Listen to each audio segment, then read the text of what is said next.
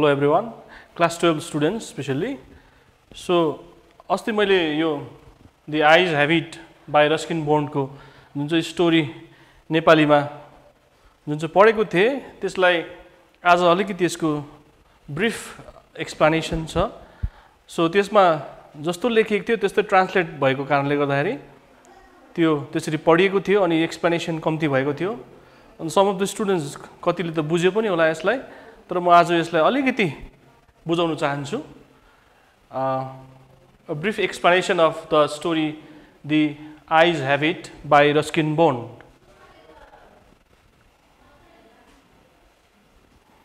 Actually, I am showing you this map. अब geography पढाउन आँटेछु सरले भन्ने चाहिँ हैन, तर इन द स्टोरी एक्चुअली फर्स्टमै चाहिँ त्यहाँनिर नेम अफ द प्लेसेसहरु छ त्यहाँनिर है. अनि त्यो नेम अफ द प्लेसेसलाई चाहिँ बुझ्नु अति जरुरी छ. फर्स्टमा नाम छ रोहनाको नाम छ है. त्यो ट्रेन जुन चाहिँ रोहना स्टेसनबाट थियो त्यो कुराहरु बुझ्नु पर्यो. अनि यो स्टोरी भरि चारवटा जस्तो प्लेसेसहरुको नामलाई मेन्सन गरेको छ है. त्यही कारणले फर्स्टमा राइटर जुन चाहिँ रोहना स्टेसनमा बाट गएको छ है, त्यहाँनिर छ जहाँनिर ट्रेनमा एकजना केटी चढेको हुन्छ, त्यो चाहिँ हो यो रोहना स्टेसन है. अनि यसलाई हामीले मानिलिनुपर्छ. सबैको मनमा प्रश्न होला, क्वेसन चाहिँ के छ होला भन्दाखेरि यो ट्रेन चाहिँ कहाँबाट आएको होला अनि कहाँ गएको होला भन्ने त छ, किनकि त्यहाँनिर स्टोरीमा लेखेको छैन. त्यही कारणले गर्दाखेरि प्रोबेबली न्यू दिल्लीबाट देहरादून गएको, न्यू दिल्लीबाट भाया रोहना अनि सरहनपुर हुँदै देहरादून गएको हो है. अनि यो ट्रेन चाहिँ जब त्यो रोहनासम्म पुग्छ, रोहनासम्म पुग्दाखेरि चाहिँ त्यो राइटर भनौँ है, न्यारेटर चाहिँ एक्लै हुन्छ त्यहाँनिर. अनि रोहनालाई चाहिँ अहिलेको युगमा चाहिँ अहिले रिसेन्टली चाहिँ रोहना कलान भन्छ है. अनि रोहना भन्छ वेयर इज रोहना कलान भन्दा त दिस इज इन अब दिल्लीबाट युपी पसेको छ. अनि रोहना के छ ट्रेनमा चढेपछि त्यो सहारनपुरमा उत्रिने हुन्छ. त्यही कारणले गर्दाखेरि सहारनपुर अल्सो इज युपी उत्तर प्रदेशै हो. अनि रोहना कलान र सहारनपुरको डिस्टेन्स कति हो भन्दाखेरि कति पनि छैन, 58 मिनट भन्दा 1 आवर मात्रै लाग्छ. भनौँ भने यो दि आइज ह्याबिटको होल स्टोरी चाहिँ 1 आवर भित्र जे घटना घटिएको थियो त्यति मात्रैमा लेखिएको छ, रोहनादेखि सहारनपुर भित्रमा. अनि सहारनपुरबाट चाहिँ यो चाहिँ कहाँ गएको हो, देहरादून गएको, जहाँनिर चाहिँ न्यारेटरको आफ्नो घरमा गएको है. न्यारेटर चाहिँ एक्चुअली न्यू दिल्लीदेखि देहरादून गएको. अब न्यू दिल्लीको कुरा कसरी आयो भन्ने पनि हुन्छ होला, किनभने हामीले उसको साहित्यिक परिचयमा रस्किन बोन्डको हेऱ्यो भने उसको बाबु चाहिँ के हुन्छ भन्दाखेरि एयरफोर्सको एउटा अफसर हुन्छ. कोही बेला दिल्लीमा कोही बेला कलकत्तामा ट्रान्सफर भइरहने हुन्छ. अनि दिल्लीको पनि उसले एक्सपिरियन्सलाई बटुलेर यहाँनिर लेखेको छ. अब train goes from New Delhi to Rohna Kalan and Rohna Kalan to Saharanpur. अब देहरादूनको एक्चुअली देहरादूनको कुन जग्गामा जान्छ भन्दाखेरि मसुरी भन्ने जग्गामा जान्छ. देहरादून भित्रै पर्ने एउटा सानो एउटा हिल स्टेसन हो, त्यो चाहिँ मसुरी हो. अनि प्रोबेबली ट्रेन चाहिँ कुन चाहिँ होला भन्ने पनि हुन्छ, तर probably the name of the train could be Mussoorie express है. अनि यसको यहाँदेखिको एउटा डिस्टेन्स हेऱ्यो भने न्यू दिल्ली टु देहरादून भने 8-9 आवर्सको 320-30 किलोमिटर्सको एउटा के छ डिस्टेन्स छ. अनि जियोग्राफिकल यसरी हेर्नुपर्ने हुन्छ है कतिवटा साहित्य पढाउँदा पनि. अनि यो भएपछि मात्रै क्लियर हुन्छ है. ट्रेन चाहिँ न्यू दिल्लीदेखि देहरादून गएको, ट्रेनमा को थियो, राइटर थियो, न्यारेटर थियो. अनि रोहनादेखि त्यो घटना सहारनपुरसम्म 1 घण्टाको समयभित्रमा घटेको घटनालाई नै दि आइज ह्याबिटमा लेखिएको छ. अब let me tell you in brief the story भन्दा पनि यहाँको क्यारेक्टर्सहरू सबैलाई समेटेर म भन्छु. दि आइज ह्याबिट, आई भनेर जुन मेन्सन गरेको छ टेक्स्टमा द्याट इज न्यारेटर हो, तर हि इज ब्लाइन्ड. अनि गर्ल छ त्यहाँनिर जो ट्रेनमा चढ्छ, त्यो केटी त्यो प्यासेन्जर हो. अनि न्यारेटर पनि प्यासेन्जर भयो, त्यो गर्ल पनि एक्चुअली ब्लाइन्डै हो. अनि गर्ल्स प्यारेन्ट्स जसले चाहिँ सी अफ गर्नु आएको थियो केटीलाई त्यो स्टेसनमा, अनि तिनीहरूलाई देखाएको छ. गर्ल्स आन्टी जो सहारनपुरमा त्यो केटीले भनेको थियो न्यारेटरलाई कि मेरो सहारनपुरमा एकजना आन्टी हुनुहुन्छ, म त्यहीँनिर उत्रिन्छु भनेर भनेको थियो। अनि उत्रिसकेपछि लास्टमा त्यो ट्रेनमा चढेको मान्छे हो, fellow travel, but name is not mention here, त्यति भयो। अनि मेन्सन प्लेसेस अघि मैले भनिहालेँ, Rohana actually what is Rohana भन्दाखेरि in recent days Rohana is called Rohana Kalan station. त्यहाँनिर एउटा स्टेसन छ, ट्रेनको स्टेसन छ, this is in UP Uttar Pradesh. Saharanpur, where is Saharanpur भन्दाखेरि it is a small town हो अन्त डिस्ट्रिक्ट अफ यूपी, उत्तर प्रदेशकै डिस्ट्रिक्टमा एउटा पर्ने सहारनपुर हो, जहाँनिर त्यो केटी उत्रेको थियो। अनि देहरादुन चाहिँ कहाँ पर्छ भन्दाखेरि देहरादुनलाई चाहिँ अब देहरा भनेर मेन्सन गरेको छ यो स्टोरीमा। वाइ देहरा भन्दाखेरि everyone must be thinking about this. Dehra भनेको चाहिँ in official name, when British use to rule there in India actually, त्यति बेला ब्रिटिसहरूले अफिसियल नेम चाहिँ देहरा राखेको थियो होइन, ओल्ड अनि अफिसियल नेम चाहिँ देहरा हो। अनि एक्चुअली फुल नेम चाहिँ के हो, देहरादुन। इट्स अ सिटी, दामी सिटी हो, देहरादुनको नाम सबले सुनेकै छ। अनि Dehradun itself is a district पनि हो। त्यो चाहिँ अब युपीदेखि कहाँ आइपुग्दा हुन्छ, त्यो उत्तराखण्ड हुन्छ। हामी युके युके भन्छौँ है, युके उत्तराखण्ड, उत्तराखण्डको एउटा के हो, सिटी हो, अन्त डिस्ट्रिक्ट पनि हो इट्सेल्फ, यो देहरादुन। अनि देहरादुनभित्रै अब नम्बर 4 मा आउँछ मसुरी। वाट इज मसुरी भन्दाखेरि मसुरी चाहिँ हिल स्टेसन हो, त्यो फेमस हो, ब्युटिफुल हिल स्टेसन। यो कहाँनिर पर्छ भन्दा देहरादुनमै पर्छ, अन्त देहरादुन डिस्ट्रिक्टभित्रै पर्छ, यो उत्तराखण्डमा पर्छ है। त्यो मसुरी अति नै राम्रो जग्गा छ, कति पनि छैन डिस्टेन्स है त्यो। जस्तै दार्जिलिङभित्रै कालिम्पोङ भनेको जस्तो, कालिम्पोङभित्रै फेरि अलगढा पेदुङहरू भनेको जस्तै हो है, दार्जिलिङभित्रै लेबुङहरू भनेको जस्तो, बिजनबारीहरू भनेको जस्तो है, त्यहाँनिर मिरिकहरू भनेको जस्तै हो। त्यही कारणले गर्दा यो ट्रेनको नाम चाहिँ प्रोबेबली के हुनसक्छ भन्दाखेरि मसुरी एक्सप्रेस। त्यो स्टिल चल्छ अहिले त, अब यो कोभिडले गर्दा सबै बन्द छ है। मसुरी एक्सप्रेस स्टिल यो बेलुकी पख चल्ने ट्रेन हो। अनि यसले 8-9 घन्टामा चाहिँ दिल्लीदेखि मसुरी पुऱ्याइदिन्छ। अब let me tell you story in brief. के हुन्छ भन्दाखेरि एकदमै कम्ती समय लाएर भनिहाल्छु है। त्यो ट्रेन आउँदै गरेको हुन्छ दिल्लीदेखि, जसमा चाहिँ राइटर चढेको हुन्छ। अनि राइटर चढेको हुन्छ र एउटा स्पेसल कम्पार्टमेन्ट चढेको हुन्छ। अनि सहारनपुर आइपुग्दा, सरी रोहना आइपुग्दाखेरि चाहिँ, स्टेसन आइपुग्दा चाहिँ एउटा केटी चढ्छ त्यहाँनिर। राइटर त अन्धा हुन्छ, ब्लाइन्ड हुन्छ। अनि त्यो केटी चढेपछि चाहिँ उसले सबै सुन्छ, केटी रहेछ भने उसको आमा बाबाहरूले पनि के भन्छ, त्यहाँनिर कतिवटा अरू पढाइ मान्छेहरूसँग बात नमार्नु, अनि खिड्कीतिर नडेसिनु, हौ त्यो भन्ने कुराहरू जतिवटा प्रिकसन्सहरू छ उसको आमा बाउले त्यहाँनिर दिइकन आमा बाउले त्यहाँबाट बिदा लिन्छ। अब त्यो केटी त्यहाँभित्र चढ्छ, केटीको नाम मेन्सन गरेको छैन स्टोरीमा। अनि त्यो न्यारेटरलाई बोल्नु मन लाग्छ है, त्यो राइटरलाई, अनि बोल्नु थाल्छ उनीहरू। बोल्दा बोल्दा न केटीलाई थाहा हुन्छ कि यो केटा ब्लाइन्ड हो भनेर है, अनि केटालाई पनि थाहा हुँदैन कि केटी ब्लाइन्ड हो भनेर। त्यतिकै बात मार्दै थुप्रै बातहरू मार्छ है। अनि कहाँ गएको भन्दाखेरि केटीले जब सोध्छ न्यारेटरलाई, न्यारेटर एक्चुअली मसुरी गएको हुन्छ। त्यति बेला केटीले मसुरी चाहिँ अक्टोबरको टाइममा कति मजाको हुन्छ, रमाइलो हुन्छ भन्ने यस्तै वर्णनहरू, एज इफ यो केटीले पनि सबै कुराहरू देखेका जस्तै, आफ्नै आँखाले अनुभव गरेर देखेको जस्तै कुराहरू त्यो न्यारेटरलाई भन्छ। अनि न्यारेटरले पनि साँच्चै बाहिर ट्रेनबाट बाहिर हेर्दा पनि साँच्चै देख्ला जस्तै प्रकारले उसले पनि कतिवटा एक्टिङहरू गर्छ। अनि उसलाई मनमा पनि हुन्छ यो केटीलाई चाहिँ म ब्लाइन्ड हो भनेर थाहा नहोस् न भन्ने पनि हुन्छ उसलाई है। त्यतिकै हुँदै गर्दाखेरि जाँदै गर्दा ट्रेन गइरहेको हुन्छ। अनि सहारनपुर आइपुग्छ, त्यहाँनिर एउटा आन्टी चिचाउँदै गर्छ बाहिरबाट।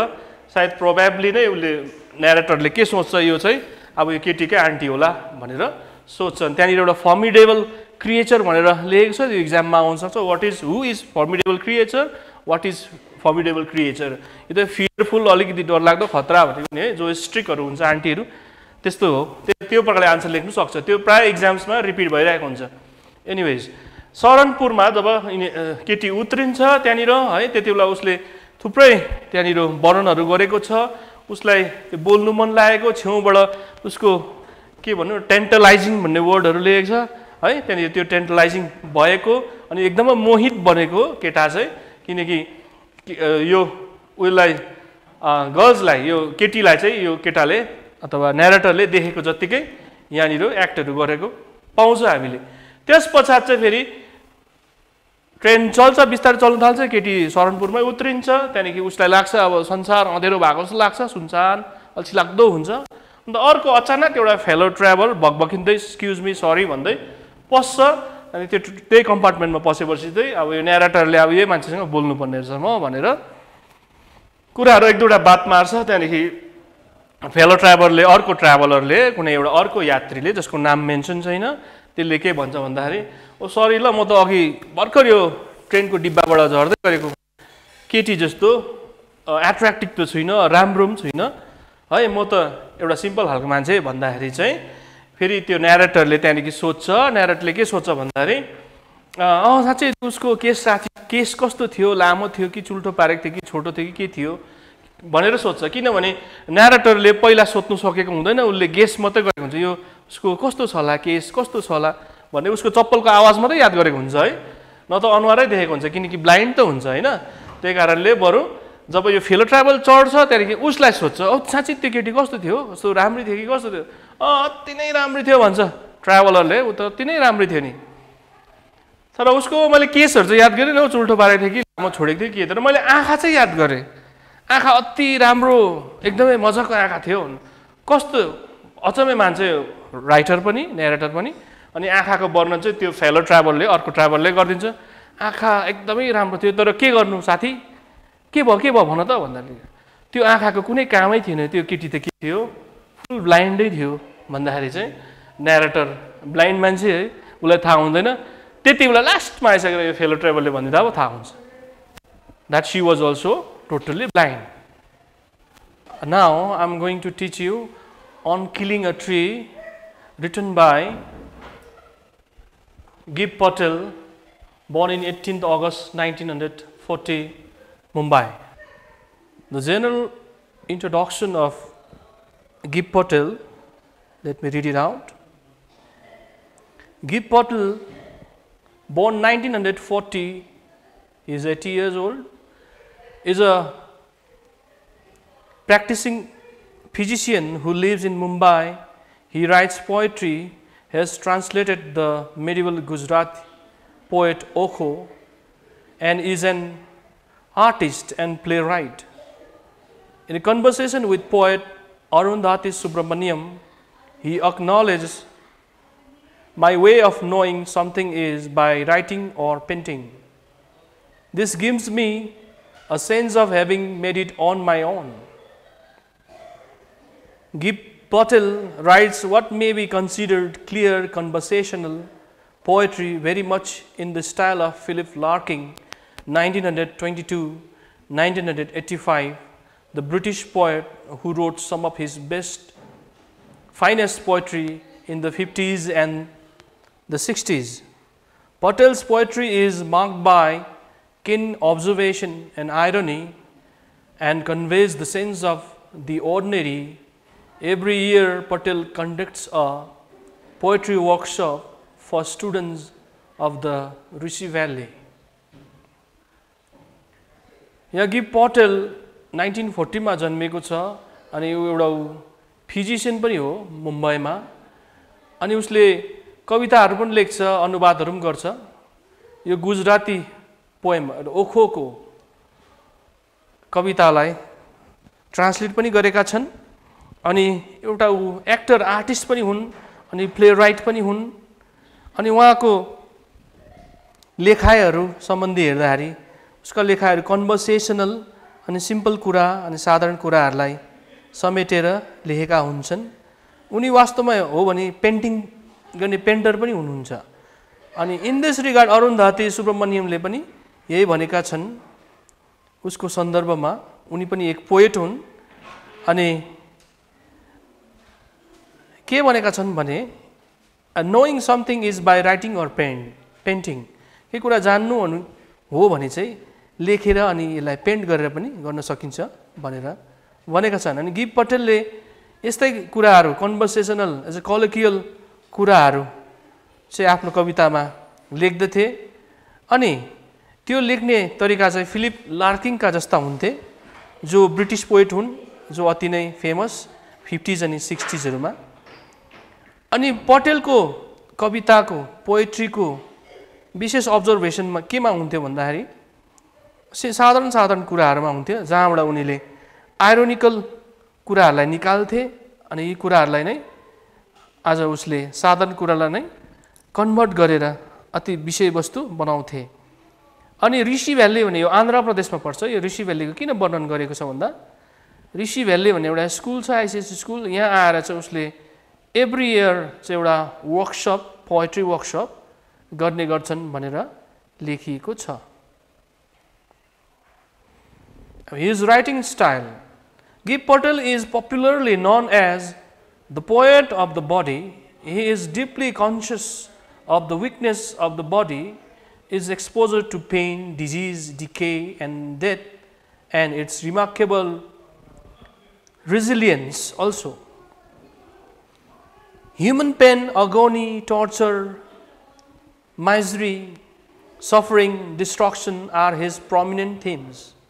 पटेलको लेखाइ सम्बन्धी हेर्दाखेरि हामीले के देख्छौँ भने उहाँको एउटा डिपली कन्सर्न चाहिँ अनि कन्सियसनेस चाहिँ केमा हुन्थ्यो भन्दाखेरि एउटा शरीर, एउटा बडीलाई लिएर लेख्थ्यो। अनि बडीमा भएको विकनेसेस, पेन, पीडा, बिमार, डिके, है, डेथ, मृत्यु, यस्ता कुराहरू। अनि ऊ चाहिँ जुन चाहिँ के हुन्छ, रेजिलियन्स हुन्छ, जुन चाहिँ आफै के हुन्छ, रिकभरी हुन्छ, यो आफै हिल हुने हुन्छ, जसलाई रेजिलियन्स भनिन्छ। अनि ह्युमन पेन, मान्छेको दुःख, वेदना, है, टर्चर, मिजरी, सफरिङ, यस्ता कुराहरू, डिस्ट्रक्सन्सहरू छ, यी सबै कुरालाई नै थिम बनाएर उनले लेख्ने उसको लेखन शैली यस्ता हुन्छन्। Commonplace objects make him think seriously. He can easily transform ordinary events into thought provoking poems. उनले साधारण कुराहरूलाई नै, साधारण विषयहरूलाई नै गम्भीर प्रकारले लिएर यसलाई एउटा प्रोभोकिङ पोएम्स, जुन पोएमलाई पढेर कसैलाई साँच्चै नै जागरुक चल्ने, साँच्चै नै एउटा प्रोभोक हुने प्रकारका कविताहरू लेख्थे। अनि यस्ता कुराहरूलाई नै उनले समेट्थे। He often deals with the darker and the gloomer aspects of human life and world. He observes the ugliness and violence of the world and expresses them in a direct, dispassionate and forceful tone. उसले यी कुराहरूलाई, violence, अहिंसाका कुराहरूलाई, अनि ugliness of the लाइफहरूलाई, in other sides of the लाइफहरूलाई पनि express गर्थे डाइरेक्टमा। अनि उसको एकदम भित्रबाट फोर्सफुल टोनमा आफ्नो कविताहरूमा लगाएर लेख्थे अनि लेख्छन्। He also deals with the issues of the downtrodden and their search for identity. अनि डाउनट्रोडन मान्छेहरू जो छ, जो डिस्पाइजहरू छ, जो मानिसहरू हेलितहरू पनि छ, जसलाई याद गरेका छैनन्, जो पर्सिक्युटेड पर्सनहरू छन्, उनीहरूको बारेमा पनि उनले लेख्दथे। जसको आइडेन्टिटी क्राइसिसहरू छ, यसको बारे पनि उहाँले लेख्दथे। His poems are full of clinical and violent imaginary. Humanism and irony are his contribution to Indian poetry. अनि उसका कविताहरू चाहिँ क्लिनिकल अनि यता क्लिनिकल सम्बन्धी अनि भाइलेन्ट इमेजेरिजहरू हुन्थे। भाइलेन्ट यो एकदमै हिंसात्मक कुराहरू पनि हुन्थे, जसले चाहिँ मेसेज चाहिँ अर्को प्रकारको दिन खोजिरहेको हुन्थे, र असल मेसेज दिन खोजिरहेको हुन्थे। तर उहाँ डक्टर अनि फिजिसियन भएको कारणले गर्दाखेरि यो मेडिकल सम्बन्धी कुराहरू पनि यहाँनिर राइटरले, पोएटले लेखेको कुरा पाइन्छ। Humanism and irony are his contribution to Indian poetry. अनि ह्युमनिजम, मानवतावाद अनि त्यसमा भएको व्यङ्ग्यात्मक कुराहरू चाहिँ यो इन्डियन पोएट्रीको लागि चाहिँ एउटा विशेष एसेट भएको छ। Now here the poem starts. The title of the poem is On Killing a Tree. हामीले ट्री को नक्सा हेर्न सक्छौँ है। On killing a tree, मान्छेले रुखहरू कस्ता कस्ता प्रकारले काट्, त्यो कुराहरू हामी देख्न सक्छौँ। On killing a tree को अलिकति इन्ट्रोडक्सन अब हेर्छौँ हामी। The poem's title, On Killing a Tree, establishes irony at the very outset. It is almost as if the act of cutting down a tree becomes a ceremonial task. पहिलो पंक्तिमा हामीले हेर्यौं भने यहाँनिर व्यङ्ग्यात्मक कुराहरूको स्थापना भएको हामी देख्दछौँ अनि अन किलिङ अ ट्रीमा अनि यो किलिङ अ ट्री चाहिँ almost like a ceremonial deliberate काम जस्तो सोच समझ सबै गरेर प्रिप्लान गरिएको एउटा काम जस्तो छ. Very evidently the poem reach at two लेभल्समा यसलाई पढिन्छ. The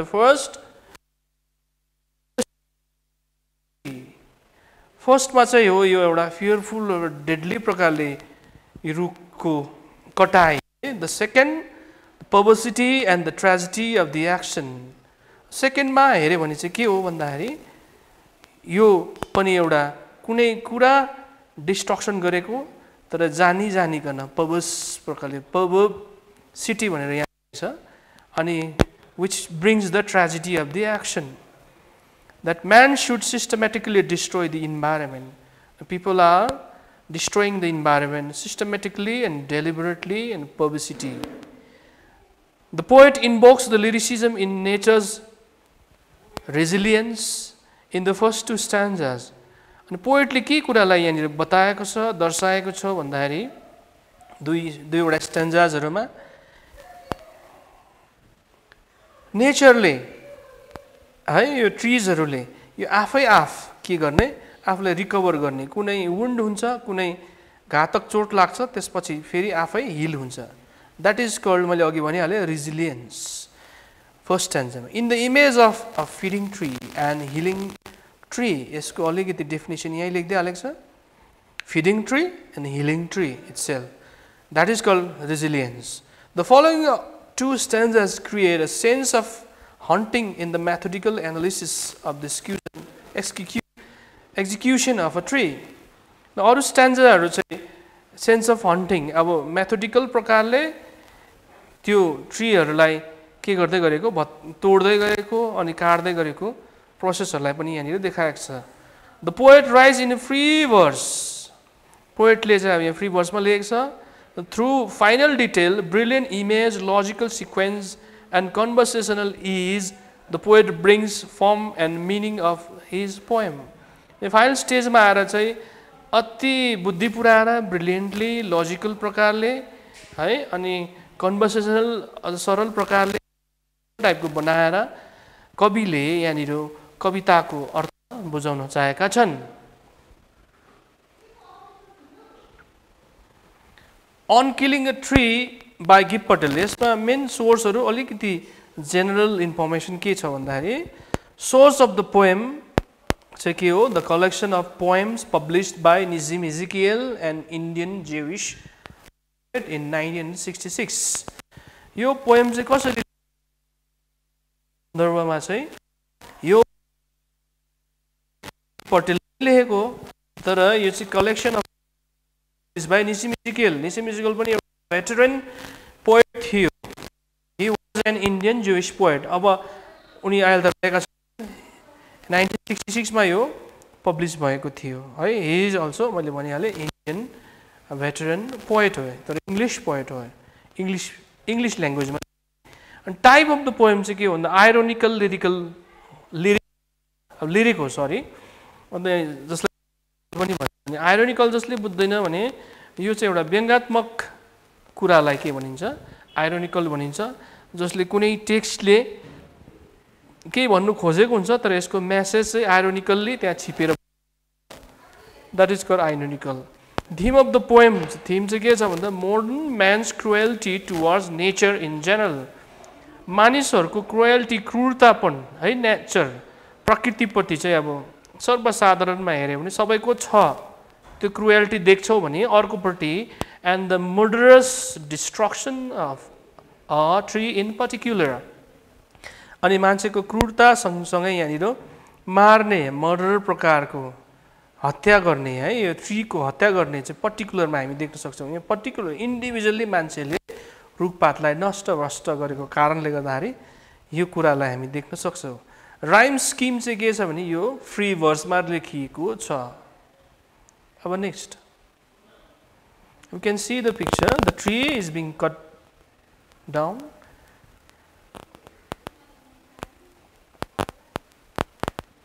Now here we go with the text on killing a tree by Gib Patel.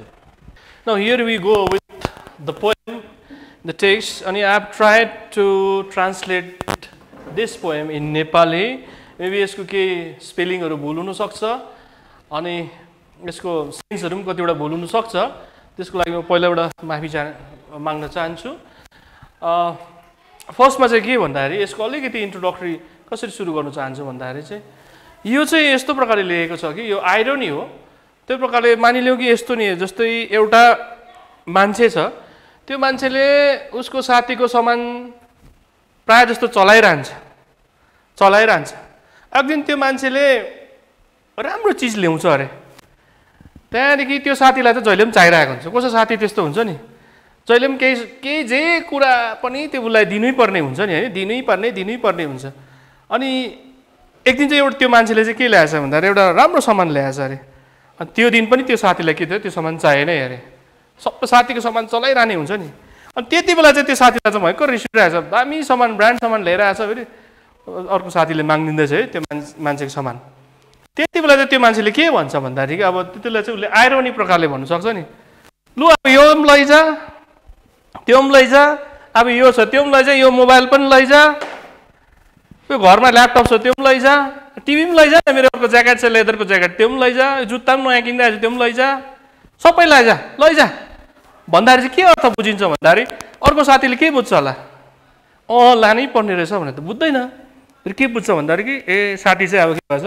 बिच के छ अब रिसाएछ लानु हुँदैन भन्ने कुरा बुझिन्छ अब यो साथीले सब लैजा भनेको छ नि that is called the way of irony which गिब Patel has implemented in the poem अब यहाँनिर पनि पोएम त्यो प्रकारले छ जब यसलाई उल्टा प्रकारले बुझ्यो भने चाहिँ साँच्ची नै रुख त यसरी पो मार्नु पर्ने रहेछ रुख त यसरी काट्नु पर्ने रहेछ भनेर बुझिन्छ तर यहाँ चाहिँ पटेलले चाहिँ यसरी काट उसरी गर यसरी गरी त हालिस् भनेको छ यो पोएममा चाहिँ एक्चुअली चाहिँ मान्छेले चाहिँ ट्रिजलाई चाहिँ नेचरलाई चाहिँ कति चाहिँ दुःख दिइरहेको छ ट्रिज काटिरहेको छ डिफोरेस्ट्रेसन भइरहेको छ छ अहिले हामी तपाईहरु पनि कुनै बेडमा बसिरहनु भएको छ अहिले बेडमा बसेर आरामले टिभी हेरिरहनु भएको छ त्यो बेड सायद पनि कुनै मजाको काठकै होला है छेउमा हेर्ने टेबलहरु छ छेउमा चौकी छ त्यो सबैले कति त्यो काठहरु युज भइरहेको छ त्यो रुख काटेर अनि यसै कुरा चाहिँ गिब पटेलले यो सबै कुराहरुलाई चाहिँ त्यो प्रकारले लेखेछ नि अलिक उल्टा लेखेको छ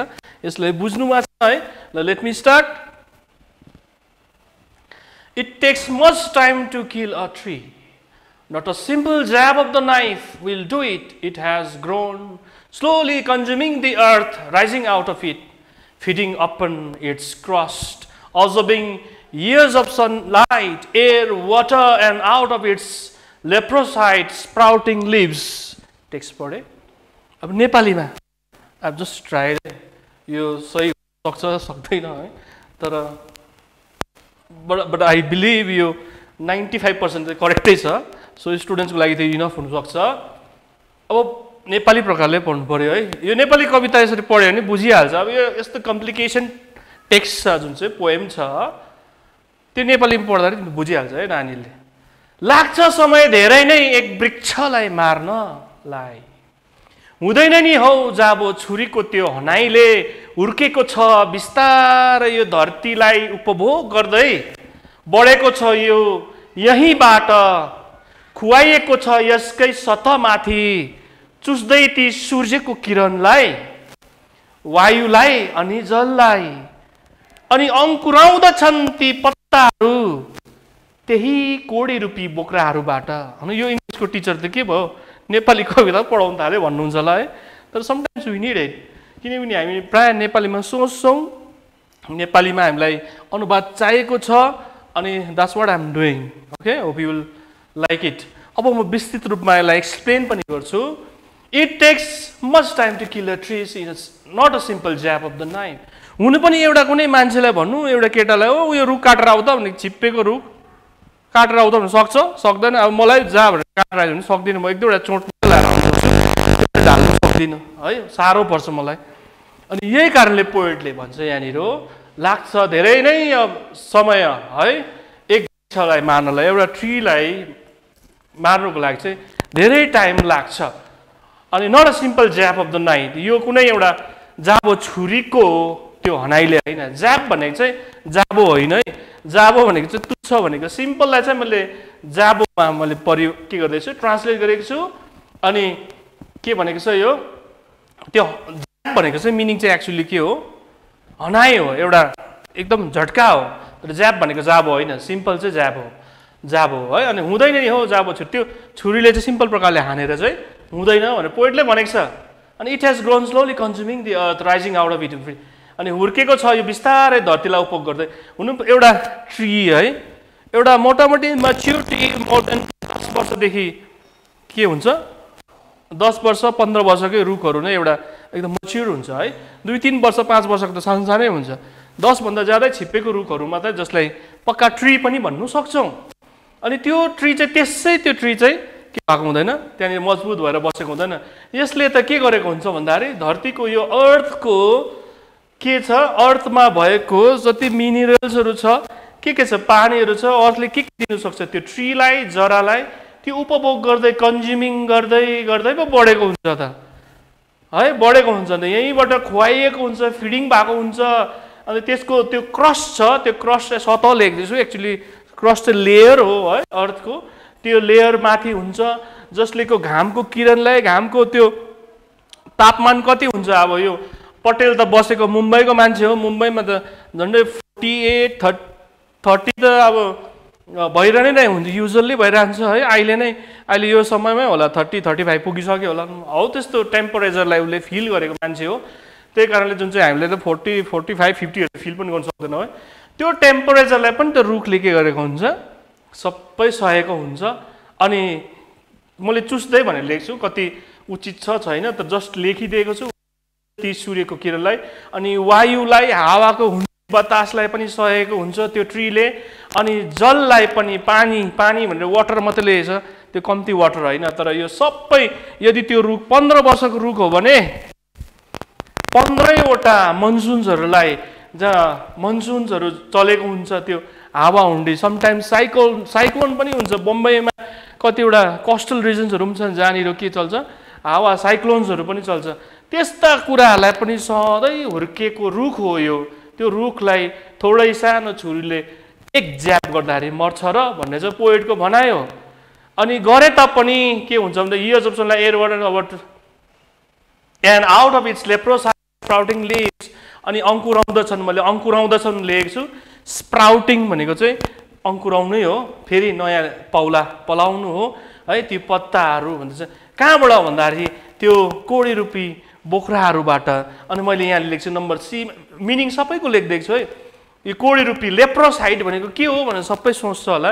लेप्रोस त यो लेप्रोसी त एउटा बिमार हो, कोड है। लेप्रोसाइट चाहिँ यहाँनिर कविले मेटाफोरलाई चलाएको छ है। लेप्रोसाइटसँग तुलना त के भन्नु, डाइरेक्ट लेप्रोसाइट भनेको छ त्यो रुखको बोक्रालाई है, जो चाहिँ मेटाफोर हो। वाट इज मेटाफोर भन्दा एन्ड सिमिले भन्दा, यो मेटाफोर चाहिँ जुन कुरालाई जस्तोको तस्तै छ, एउटा कुनै कुरा वर्णन गरेर कम्पेयर गरेर त्यही भन्नु। जस्तै एउटा मान्छे, आमामा यो मान्छे त कालिम्पोङको दार्जिलिङको बाघ हो नि हौ भनेको चाहिँ मेटाफोर हो। अनि यो मान्छे त कालिम्पोङको र दार्जिलिङको बाघ जत्तिकै छ भनेको त सिमिले हो है। तर यहाँनिर मेटाफोरमा एउटा रूपक अलङ्कार चलाएको छ, द्याट इज लेप्रोसाइट है। अनि त्यो कोडी रूपी बोक्राबाट चाहिँ के पलाउँछ भन्दाखेरि पत्ताहरू पलाउँदछ। किन भन्दाखेरि यो फर्स्ट स्ट्यान्जाले के खोजेको छ भन्दाखेरि the tree is as strong as that, अनि it can be healed. This is called the resilience है, resilience of nature, resilience of the tree, that it heals itself है।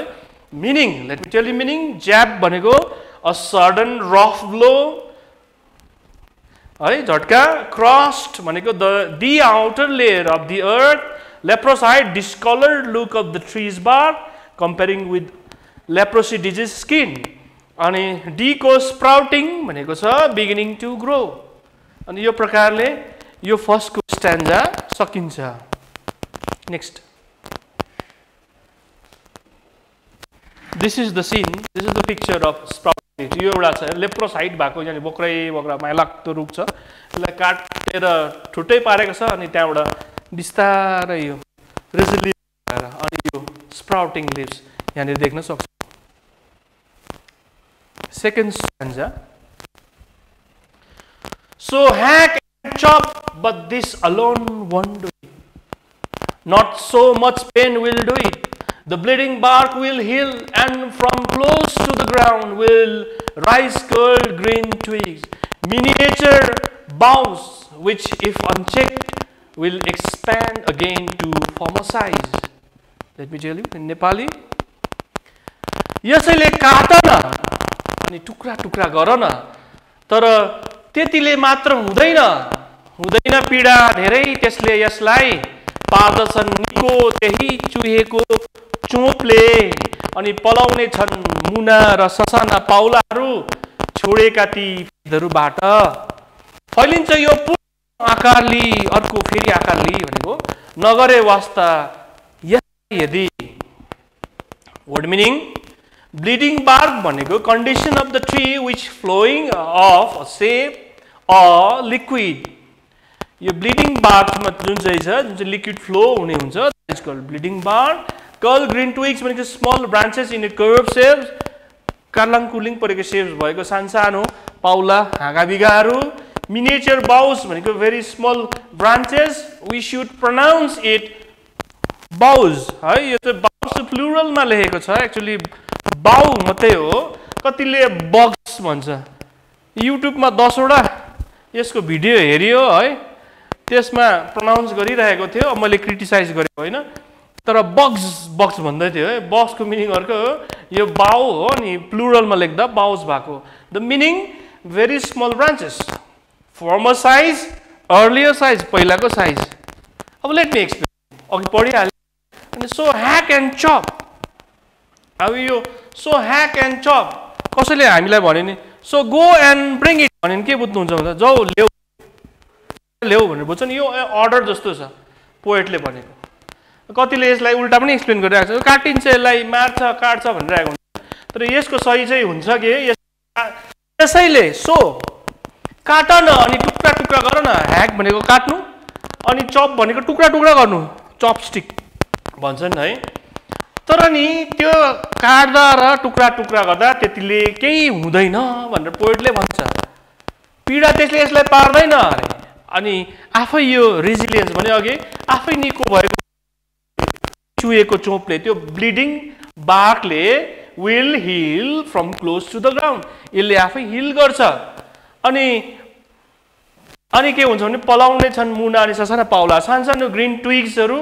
मिनिएचर भनेको पनि सानै हो है, बाउजहरू. त्यहाँनिर ससाना पाउलाहरू पलाउने छन्. कसरी पलाउँछ भन्दाखेरि क्लोज टु द ग्राउन्ड, एउटा फ्रेस छ छोडिएका ती फेदहरूबाट.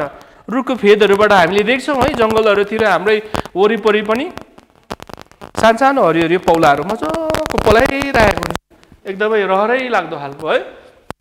अनि इफ अनचेक अघि भनेछ, यसलाई यदि वास्ता गरेन अथवा यसलाई फाड्नु गएन, फेरि यो त पलाएछ फाड्नु गएन भने फेरि यो के हुन्छ, it comes to the former size which was in the earliest time. पहिला जस्तो थियो त्यसोबाट बिस्तारै बिस्तारै बिस्तारै झ्याङ मजाको हुन्छ. त्यहाँनिर त्यो रुख फेरि पूर्ण आकार लिन्छ त्यो रुखले. हेर्नुहोस्, hacking the way is hacking the tree यत्रो ठुलो छ. प्रोबेबली अघि भनिहाल्यो यो रुख हुनसक्छ 15, 10, 20 वर्षकै हुनसक्छ है. 2-3 वर्षमै यत्रो ठुलो रुख हुँदैन. नेक्स्ट इज अपरुटिङ गरेको. अब नेक्स्ट स्ट्यान्जामा अपरुटिङ पढ्नेवाला चाहिँ अपरुटिङ र पुल्ड आउट. ओके, पोएटले त्यसो भन्यो अघि, सो ह्याक एन्ड चप भन्यो. अरे पोएटले त उल्टा भन्दैछ नि, काट अनि मार टुक्रा टुक्रा पार पो भन्दैछ त. यो त भने पार्नु हुँदैन भन्नु पर्थ्यो त पोएटले भन्ने पनि बुझ्छ. कसै सोच्नु यो स्वाभाविक हो. तर अघि भनिहालेँ आइरोनी हो. मैले त्यो केटाको इक्जाम्पल दिएँ, 2 जना केटाको है, लैजाऊ लु सबै यो गर, यो सबै लु, यो पनि लैजाऊ भने जस्तो प्रकारले पोएटले एउटा के आफ्नो रिसलाई, अगोनीलाई के गर्दैछ, उसले एक्सप्रेस गर्दैछ. So here we go in this stanza. No, the root is to be pulled out of the anchoring earth. It is to be roped tight and pulled out, snapped out, or pulled out entirely out from the earth cave, and the strength of the tree exposed. The source white and wet, the most sensitive hidden for years inside the earth. अब यहाँ मेरो try दिएको छु मैले, mistake भएपछि आफै rectify गरेर पढिदिने। होइन, उखालिनु पर्छ झराइसरी यसको भित्री सतहबाट, बाँधिनु पर्छ डोरीले, अनि पर्छ तानिनु झट्काइनु, कि त पर्छ उखालिनु पुरै खाल्टोबाट, अनि पो देखिन्छ त सामर्थ्य वृक्षको। लुकेर बसेको पृथ्वीमा वर्षौँदेखि लतपतिएका सेता अनि स्रोत अति संवेदनशील। अब यो भनेको के होला भनिन्छ। अब यो पोइटले त उल्टा भनिदिएको छ यहाँ। अब अघिसम्म काटेर मार, यसलाई के गर भन्दैछ, टुक्रा टुक्रा पार भन्दैछ, रिस उठेको छ पोइटलाई। अब यसमा चाहिँ के भन्छ, त्यति गर्दा मात्रै हुँदैन नि, रुख कहाँ त्यसो हुँदाखेरि डिस्ट्रक्सन भइहाल्छ। अब के गर्नुपर्छ, यसलाई उखाल्नु पनि पर्छ नि, उखाले जरासँग उखाल्नुपर्छ। लु अब त्यसो पनि गर ल भन्नु चाहेको नि। उखाल, it is to be pulled out, उखालिनु पर्छ। Out of the anchoring earth, त्यो सत्तैबाट जरैबाट उखालिनु पर्छ। त्यति मात्रै हुन्छ, यसरी गर्दा कहाँ हुन्छ। It's not a slow process. जस्तै सिलगढीमा जब 2 लेन बनाइयो, सालुगडादेखि सिलगढीसम्म ठुलो बनाइयो, त्यहाँ थुप्रै रुखहरू थियो, बाटोमा एकदमै मजाको देखिन्थ्यो। जब त्यहाँको म्युनिसिपलले त्यो त्यहाँनिर ठुलो बाटो बनाउने भएपछि त्यहाँ के गर्यो भन्दाखेरि, तपाईँ कतिले देख्नु भएको होला, त्यो रुखलाई चाहिँ सबैलाई काट्यो। काट्दा मात्रै हुन्छ, त्यसको ठुटा त बसिरहन्छ। त्यो ठुटालाई के गर्यो भन्दाखेरि उखालियो। कहाँबाट जराइसँग उखालेर त्यहाँनिर आगो लाएर डढाएर अत्र खाल्टो भएका थिए। पछि त्यो खाल्टा पुड्यो, अनि आज अहिले त्यो राम्रो रोड भएर बसेको छ। त्यो रुखहरूको अस्तित्व त्यति बेला हराएर गयो, अनि अहिले बाटोमा धेरै गाडीहरू मजाले 2-3टा गाडी आरामले हिँड्नु सक्छ। अब यहाँनिर चाहिँ पटेललाई पहिल्यै थाहा रहेछ त्यस्तो प्रोसेसहरू है। यसको भित्री सतहबाट के गर्नुपर्छ, निकाल्नुपर्छ। आरामले निकाल्न सक्दैन, त्यसलाई बाँधेर तानेर निकाल्नु। जरासँग गाडिएको रुखलाई कति निकाल्नु है, अनि तानिनुपर्छ, यसलाई झट्काउनुपर्छ, स्न्यापिङ गर्नुपर्छ, एन्टायरली गर्नुपर्छ। कि चाहिँ पर्छ उखालिनु पुरै खाल्टोबाट, त्यो डोप हुन्छ पुरै डोपबाट। रुख काटे उखाल्यो भनेर आरामले गयो भने त्यो रुख काटेको हुँदैन, उखालेको पनि हुँदैन। यसलाई त्यो डोपभित्र जरा हुन्छ। त्यो जराइसँग उखाल्नुपर्छ भनेर कविले भन्छ। त्यति बेला के भन्छ भने लास्टमा आएर अनि पो देखिन्छ त सामर्थ्य वृक्ष, and the strength of the tree expose. अब त्यो वृक्षमा भएको सामर्थ्य, शक्ति, त्यसको कला भनौँ न, अब देखिन्छ। के छ भन्दाखेरि द सोर्स, रुखको सोर्स के हो, जरा हो है। जराले कहाँ गएर है पानी ल्याएर, मिनरल्स ल्याएर त्यो ट्रीलाई खुवाउँछ, त्यो ट्रीले फुल्छ। एउटा आँपको रुखलाई हेरौँ न, त्यो जरा कहाँ हरियो आँप दिनु अरे, त्यो पछि पाक्नु अरे, अनि त्यहाँनिर मिठो रस आउनु अरे, गुलियो हुनु अरे।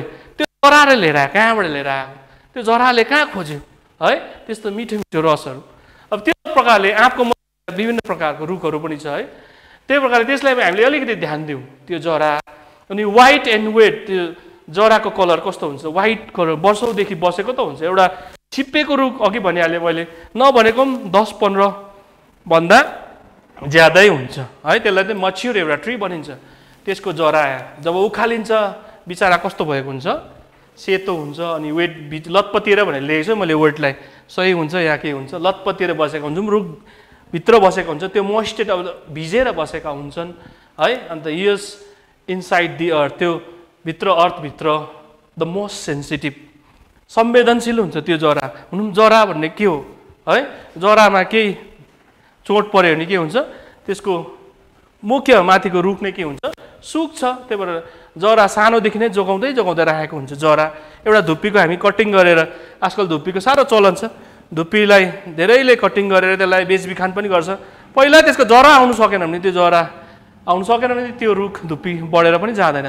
त्यही कारणले गर्दाखेरि मोस्ट सेन्सिटिभ भएन, यो एकदम सेन्सिटिभ भयो, संवेदनशील भयो। अनि त्यस्ता कुरालाई मान्छेले के गरेका छन्, डिस्ट्रक्सन गरेका छन्। अनि यसको वर्ड मिनिङहरू अलिक क्लियर भएन भने म यहाँ लेखिदिन चाहन्छु, लेखेको छ, यो पढिदिन चाहन्छु। एङ्करिङ भनेको चाहिँ के हो भन्दा, the roots have fixed firmly into the earth by which the tree is secured. यहाँनिर रूपक छन्द अलङ्कारै युज भएको छ, मेटाफोर एङ्करिङलाई है। जसले चाहिँ के गरेको हुन्छ, एउटा ट्रीलाई फिक्स बनाएर राखेको हुन्छ, पक्रेर राखेको हुन्छ, यो सुरक्षित बनाएर राखेको हुन्छ, जुन चाहिँ जरा हो। स्न्याप्ड आउट भनेको pulled out with force, snapped out झट्काएर निकाल्नु फोर्समा। अर्थ केप भनेको when the roots are pulled out the earth around becomes hollow, जब त्यहाँ जरा चाहिँ पृथ्वीबाट जमिनबाट एकदम झट्काएर निकालिन्छ, टोटल्ली अप्रुट गरिन्छ, तब त्यहाँभित्र के बनिन्छ, खोक्रो बनिन्छ है। यो स्ट्यान्जाले त्यो कुरा भनेको छ। अनि पोएटले खुबै यो अब मजाले राम्रो राम्रो वर्डहरू लगाएर यो कुरालाई एक्सप्रेस गरेको छ। अब आउट अफ द यो छ जुन चाहिँ दि अर्थ केभ हेर्नु सक्छ, यो लडाउँदा चाहिँ यस्तो हुन्छ है, रुखलाई लडाएर जरासँग उखालिँदाखेरि चाहिँ यसको दृश्य। अर्को मैले अघि सेतो जरा व्हाइट एन्ड वेट, व्हाइट चाहिँ किन आएको भन्दा जराको साँच्चै नै भित्र भागमा हेऱ्यो भने जराको हेऱ्यो भने त्यहाँनिर व्हाइट हुन्छ है। अब त्यो अझै यो बायोलोजी होइन, बायोलोजी पढ्दै यो जराहरूलाई ट्रीहरूलाई पढ्नेले थुप्रो डिटेल्समा पढ्न सक्छ। त्यहाँ हामी जस्ट हेऱ्यौँ मात्रै यो सेतो जराहरू हुन्छ अनि विच वेट रुट हुन्छ, वेट प्रकारको भिजेको हुन्छ। किन भिजेको हुन्छ भन्दा यसले मिनरल्सहरू खोजेको हुन्छ पानी भित्रभित्र, यो गएको कारणले गर्दाखेरि। अब लास्ट स्ट्यान्जा हो यो पोएमको है। Then the matter of scorching and choking in sun and air, browning, hardening, twisting, withering, and then it is done. यो अन्तिम हो। त्यहाँदेखि रुखको के पनि हुन्छ, मृत्यु पनि हुन्छ, अब सकिन्छ पनि।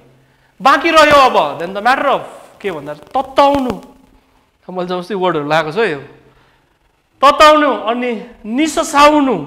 एक्चुअली चकिङ भनेको त निसासिनु हो, सफोकेट हुनु, तर अब यसलाई क्रिया भरमा लानु मलाई अलिकति अप्ठ्यारो हुँदा निससाउनु आफ्नै लगाइदिएको छु।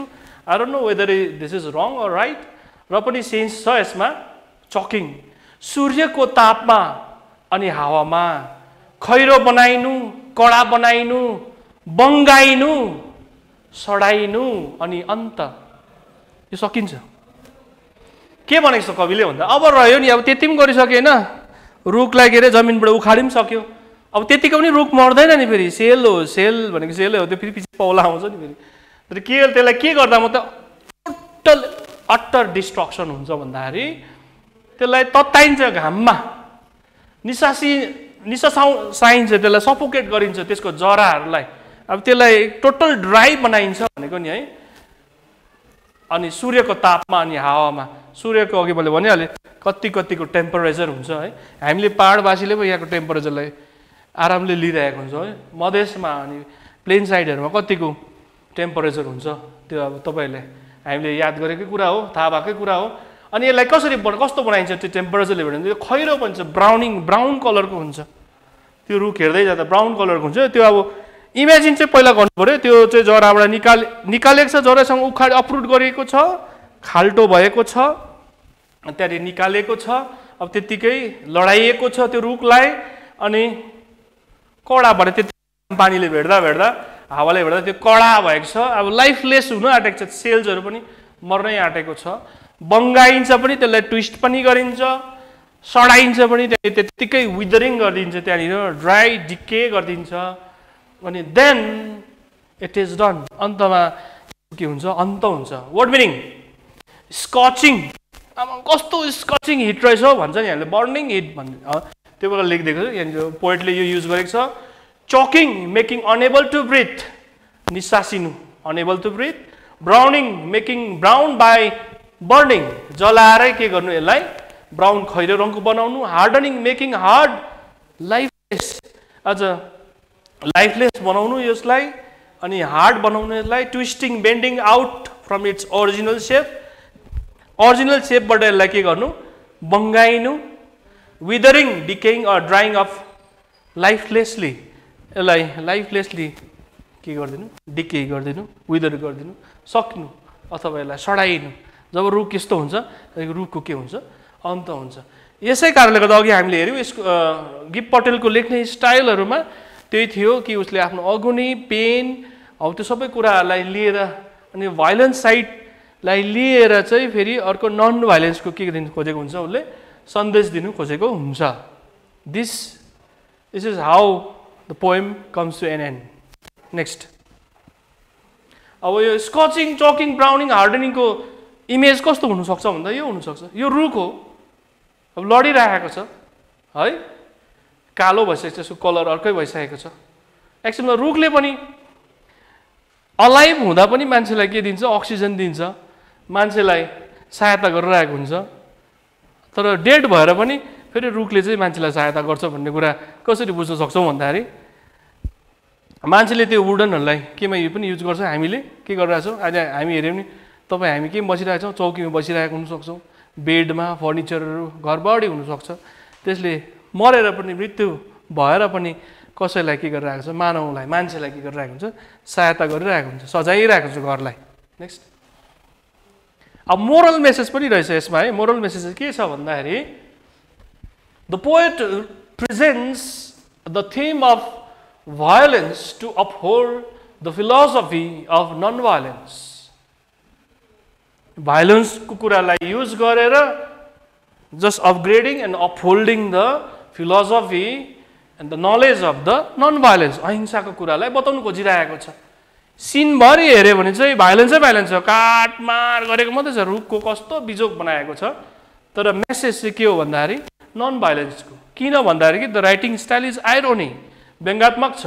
त्यही कारणले गर्दाखेरि the whole process of killing a tree in such a violent manner imparts the lesson of non violence. अघि भन्यो whole killing of the tree प्रोसेसहरू छ, हिंसात्मक प्रकारले काटिएको छ। यसले के पार्टलाई देखाउँछ भन्दाखेरि अहिंसाको, नन भाइलेन्सको कुरालाई प्रदर्शन गर्नु खोजेको छ। The poet depicts men's cruelty to arouse our love and sympathy for nature. Actually पोएटले मान्छेको क्रूरतालाई पनि वर्णन गर्नु खोजेको छ, डिपिक्ट्स गरेको छ। किन भन्दाखेरि हाम्रो लभ, हाम्रो माया अनि हाम्रो संवेदना प्रकृतिप्रति कतिको छ त्यो कुरालाई जगाउनुको लागि हुनु पनि यो पढ्दा पढ्दै केही कुरा मनमा जाग्नु यदि सक्छ नेचरप्रति, ट्रिजप्रति भने this is the what power of the poem which is written by Patel. In the poem, the poet shows how a tree overcomes all casual attempts to kill a tree. यो पोएममा चाहिँ पोएटले के पनि अर्को देखाउनु खोजेको छ भन्दाखेरि यो ट्रीले चाहिँ कतिवटा यो क्याजुअल एटेम्प्ट्सहरू छ। ट्रीलाई कसैले यसरी हिर्काइराख्छ, छुरीले, कसैले बन्चोरले प्वाक्कै हिर्काइराख्छ, कसै अलि आधी काटिराख्छ। यो क्याजुअल एटेम्प्ट्सहरूलाई चाहिँ कसरी ओभरकम गर्नु हुनु पनि हामीले हेऱ्यौँ भने कोही बेला हामीले रुखहरू अलिकति काटिरहेको छ भने अर्को पालि त्यो बिर्सिन्छौँ। हामीले काटेको जग्गा पछि चाहिँ के भइरहेको हुन्छ? हिल भइरहेको हुन्छ। रेजिलियन्स अघि भनिहाल्यो, आफै हिल भइरहेको हुन्छ। अनि यही कुरामै त पटेलले फोकस पनि त गरेको छ है। त्यो कुरालाई पनि देखाउँछ भने it inspires all and gives us strength to withstand all odds. यसले चाहिँ अर्को पट्टि इन दि अदर एज चाहिँ वाट इट गिभ्स भन्दाखेरि it gives us human being the strength to withstand all odds. हाम्रो लाइफमा, ह्युमन बिङको लाइफमा पनि there may be so many hardships and प्रब्लम्सहरू हुन्छ that we can face it and we can heal it, we can make it convenient, we can manage it. यो कुरालाई manage गर्नुपर्ने यो पोएमले सिकाउँदछ। In all the poem makes the readers aware against reckless felling of trees and urges us to save nature for our own sake, as because trees have served us when alive and become our slave even after killed भनेर पनि भनेको छ। मैले कहाँदेखि पढ्दा पोएम्सले चाहिँ रिडर्सहरूलाई चाहिँ, पढ्ने मान्छेहरूलाई चाहिँ यो हामी पढ्ने जतिले पढेका छौँ यसलाई चाहिँ के पनि बताउनु चाहेको छ भन्दाखेरि यो डिफोरेस्टेसन जति भइरहेको छ है, इबिएस लिने नानीहरूलाई त थाहै छ एकदमै है डिफोरेस्टेसनको बारेमा, यो हुनु हुँदैन भन्ने। त्यसको बारेमा पनि के गराउँछ? अवेर गराउँछ है, त्यसको बारेमा पनि नलेज दिनु चाहन्छ जति भइरहेको छ। अनि हामीलाई अर्ज पनि गर्नु चाहन्छ, रिक्वेस्ट पनि गर्नु चाहन्छ कि save nature and save trees, at least for our own इन्ट्रेस्टको लागि, ओन सेकको लागि भए तापनि यो ट्रिजलाई हामीले बचाउँ भन्ने। किनभने ट्रिजले के गरेको छ? हामीलाई यो जिउँदो हुँदा पनि सर्भ गरेको छ अनि यो मरेर पनि हाम्रो के भएको छ? ट्रिज त स्ल्याब जतिकै त भएको छ, दास जतिकै छ। अहिले जिउँदो हुँदा पनि हामीले के गरेको छौँ? अक्सिजन खाइरहेको छौँ, मरेर पनि घरभरि फर्निचर भरेर बसिरहेको हुन्छ मान्छे होइन। त्यही कारणले गर्दा त्यो काठहरूको के बनाइन्छ? रुखहरूमा मरिएर पनि यो कुरा बनाइन्छ। त दिस वे यो पोएम चाहिँ यसरी सकिन्छ. Hope you'll be understanding this. Thank you very much.